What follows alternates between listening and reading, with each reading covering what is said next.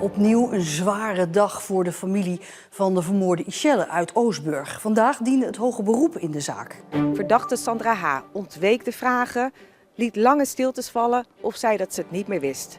En zo blijft de familie met veel vragen zitten. En verder in deze Zeeland nu. Lage temperaturen nekken moestuin en nieuwe methoden om stof uit het water te halen.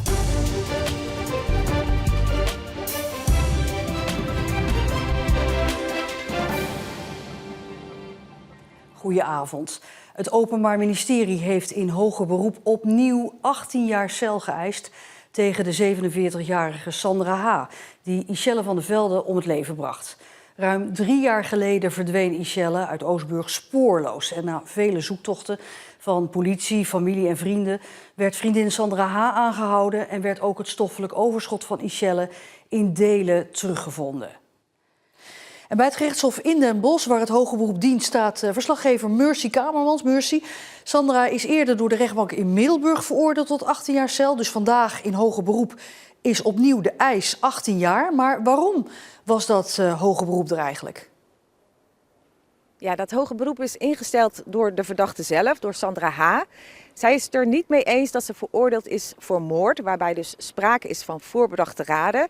Zij zegt, ik heb het in een opwelling gedaan. En dan heb je dus over doodslag. En daar staat meestal ook een lagere straf op. Maar het OM denkt daar dus anders over, zo bleek ook vandaag weer. Laten we nog even kijken wat er nou precies eind 2020 gebeurde. Op 15 december 2020 verdwijnt Ishelle spoorloos. Een aantal mensen in haar omgeving ontvangt een berichtje dat ze er even tussenuit is, maar hebben meteen door dat het niet pluis is. Na allerlei zoektochten wordt Sandra H. 3 maanden later aangehouden als verdachte. Zij heeft een spiritueel winkeltje in dezelfde straat in Oostburg waar ook Ishelle haar naaiatelier heeft. In de winkel van Sandra worden sporen gevonden van een misdrijf. En GPS-gegevens uit de auto van Sandra leiden de politie naar het water bij retranchement. Daar wordt Ishelle's lichaam in delen gevonden. In eerste instantie ontkent Sandra H. iets met de verdwijning van Ishelle te maken te hebben. Na vele verhoren bekent ze alsnog verantwoordelijk te zijn voor de dood van Ishelle. Jaloezie zou het motief voor de moord zijn geweest. Ishelle had een affaire met Sandra's toenmalige partner. Ja, Mercy, wat heeft Sandra zelf verklaard tijdens de zitting vandaag? Nou, eigenlijk hebben we niet veel nieuws gehoord. Ze gaf wel antwoord op de vragen, maar ja, ze ontweek vaak de vraag, liet lange stiltes vallen of ze zei dat ze het niet meer wist. Dus ja, dat moet heel onbevredigend ook zijn geweest voor de familie, want zij weten gewoon niet precies wat er die dag is gebeurd. Dat Sandra Ishelle om het leven heeft gebracht is zeker, maar hoe en wanneer precies, dat blijft onduidelijk. Ja, die familie van Ishelle maakte net als eerder bij de rechtbank in Middelburg gebruik van hun spreekrecht. Wat zeiden ze?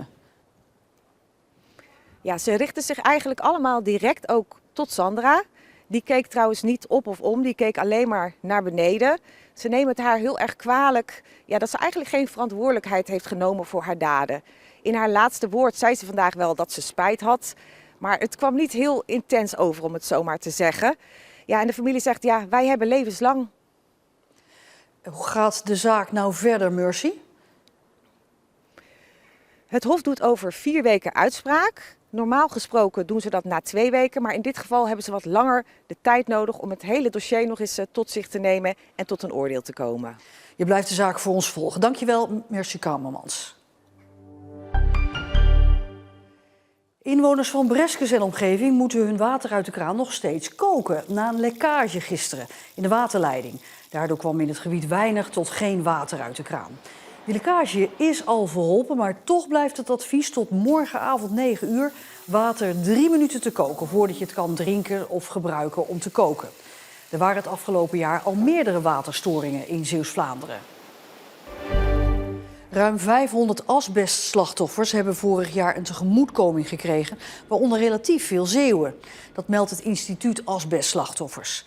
Dat er veel Zeeuwen bij zitten komt omdat vroeger veel mensen in de scheepsbouw met asbest in aanraking zijn gekomen, zonder dat ze dat wisten of voordat het gevaar van asbest breed werd onderkend. En met alle uitkeringen samen was vorig jaar een bedrag van 12 miljoen euro gemoeid. Ja, deze foto kregen we vanuit een wijngaard waar er, ja, u ziet het, vuurpotten tussen de druivenranken zijn gezet vanwege de nachtvorst. Want op die manier probeerden Zeeuwse wijnboeren de druivenranken dan nog een beetje te beschermen. Het is koud voor de tijd van het jaar en dat merken ze ook op andere plekken. Zoals bij de moestuinders in deze volkstuin in Goes is het nu normaal gesproken een drukte van belang. Maar door het koude weer en alle regen van de afgelopen tijd zit er nog niet veel in de grond. Vergeleken met vorige jaren is het toch nu wel erg nat. Erg nat, waardoor er, zoals jullie kunnen zien, weinig nog kan gebeuren. En er komt dan ook nog eens bij dat het te koud is voor de tijd van het jaar. Sterker nog, vannacht heeft het gevroren. Ja, maar ja, goed, april doet wat hij wil. En daar moeten we rekening mee houden. Dat is niet anders. We moeten een beetje met de seizoenen meetuinieren. Maar volgens deze optimist is dit seizoen zeker nog niet verpest door het weer van nu. Komt wel weer goed. Zoals mijn collega tuinder net zei, dat als je over 2 weken komt en het is wat warmer, dan knalt alles eruit. En dan komt het allemaal wel weer goed. Dan zitten we misschien in de zomer weer met te veel droogte en dan moeten we weer sjouwen met gietertjes. Maar het is niet anders. Zo doe je dat.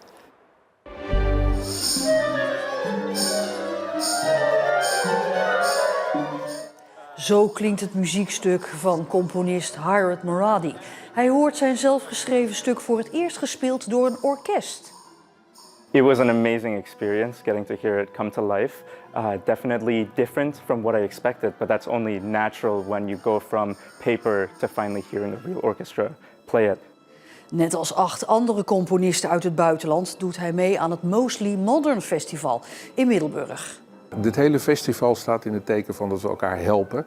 En de interactie tussen de componisten en de muzici. Van ja, hoe kunnen we samen eigenlijk gewoon groeien en hoe kunnen we samen nieuwe avonturen ontdekken in een soort nieuw muzikaal landschap. En vandaag vinden de laatste aanpassingen plaats om het stuk nog beter te maken. En dan is donderdag het officiële concert.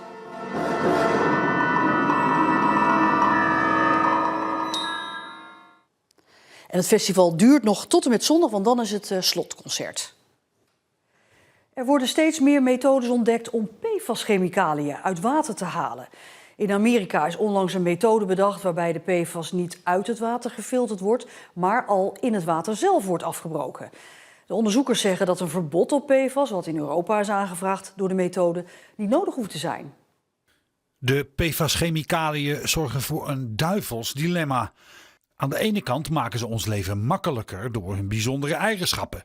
Hittebestendig, vochtwerend en vrijwel onverwoestbaar.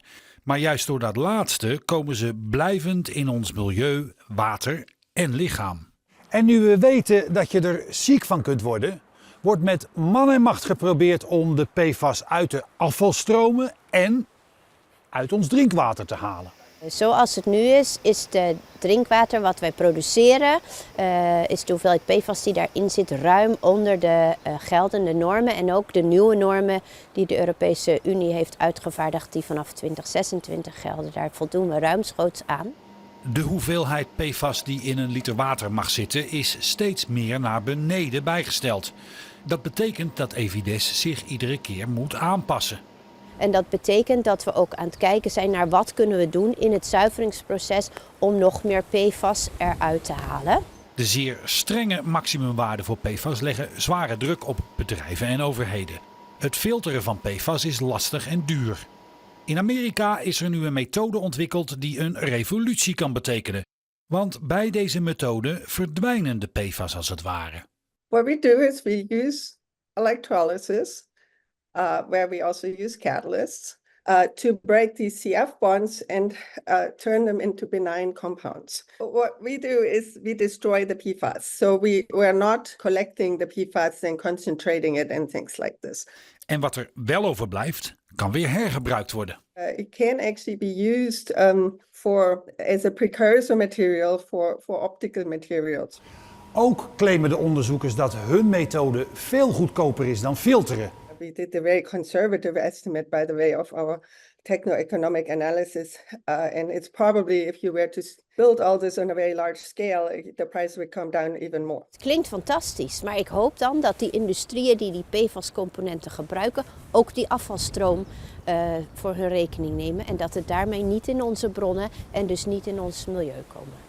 In Rochester zorgt de methode voor een andere kijk op het verbod dat Europese landen willen instellen op PFAS. Astrid Muller zegt dat een verbod juist slecht is voor de toekomst. They are critical for decarbonization efforts. And so if you want to really have a shot at fighting climate change with technology, we will need fluorocarbons. There is no other way. Ook in Friesland is een methode gevonden waarbij de PFAS afgebroken zouden kunnen worden.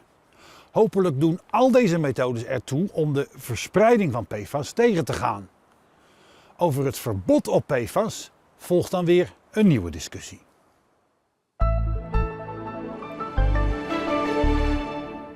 U hoorde het al bij de moestuinen. We kwamen dus vanochtend uit de nachtvorst, want het was behoorlijk koud. Maar in de loop van de dag brak de zon door en werd het toch nog 10 tot 11 graden. Maar vanavond is het alweer gedaan. Buien vanuit het noordwesten. En morgen krijgen we ook nog eens te maken met een vrij krachtige noordwestenwind. Dan nog meer regen en ook misschien een hagelbui. En de wisselvalligheid blijft pas zaterdag tijdens Koningsdag. Dan wordt het beter. En een nieuw hinkelpad voor kinderen op een wel heel speciale plek voor de deur van gevangenis Torentijd in Middelburg. Op onze site en op onze app is te lezen hoe dat zit. En daarmee besluiten we deze Zeeland nu nog een hele fijne dinsdagavond en tot morgen.